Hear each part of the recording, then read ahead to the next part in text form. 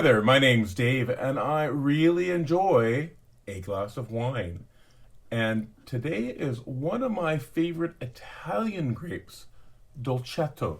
So today it's a 2022 Cionetti Dogliani San Luigi for $29.99, so almost $30, from the BC liquor store. Dolcetto is the name of a grape, and it means little sweet one. But this is not a sweet wine. It was possibly named for the area that it came from in Italy.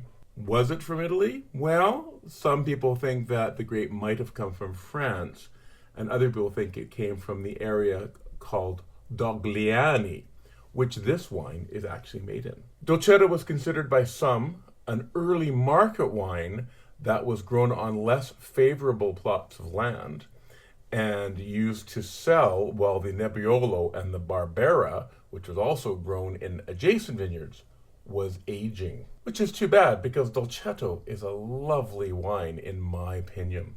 This wine is from the Dogliani region, so Dolcetto de Dogliani is a DOCG, and a DOCG is the highest level of the wine certification in Italy, and it's been a DOCG since 2005. Dolcetto is considered similar to Negromaro, which is from Puglia and is another very tasty grape.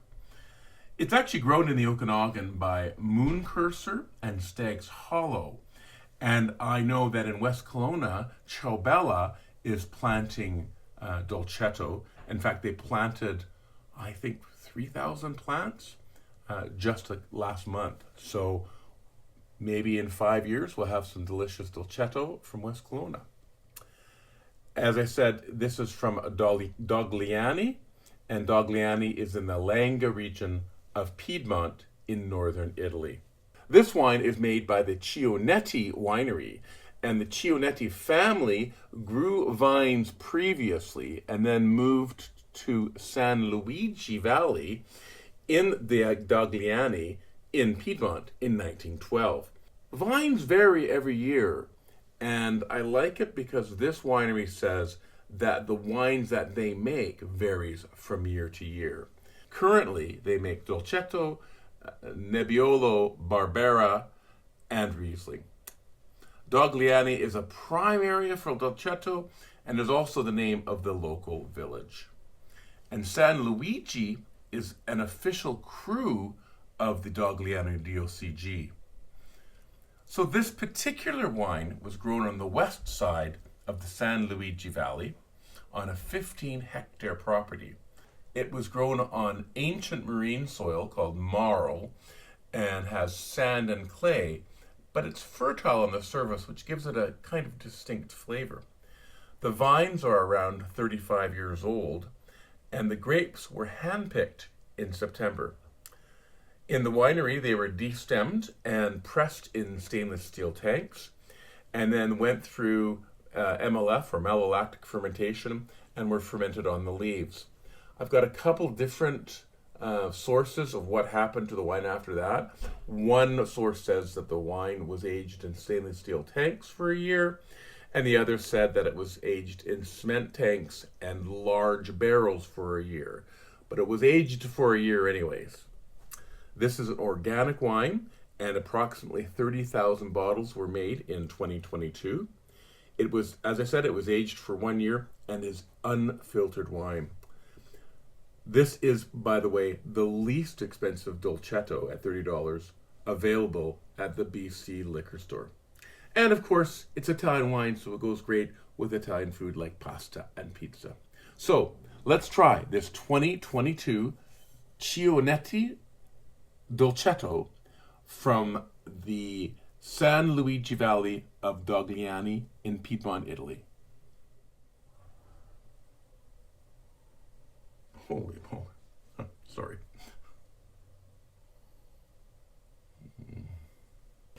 I said appearance, clear, ruby, medium intensity. Nose, clean, medium intensity again. First thing I got was cherries. I got red cherries. I got black cherries. I got those Rainier cherries that are yellow. Like, it just so much cherries. So many cherries. Red licorice, a sort of a floral thing, either violet or lavender, or maybe a mix of both of those. It's weird because I was getting both red and black fruits. I was getting some blackberry, but I also got some strawberry. Then I got some fig, a hint of bell pepper. I'm not sure if there's oak in this, but I did detect a bit of vanilla and a bit of smoke, and then a hint of sort of earthiness or sort of mushroomness. That's what I got. Okay.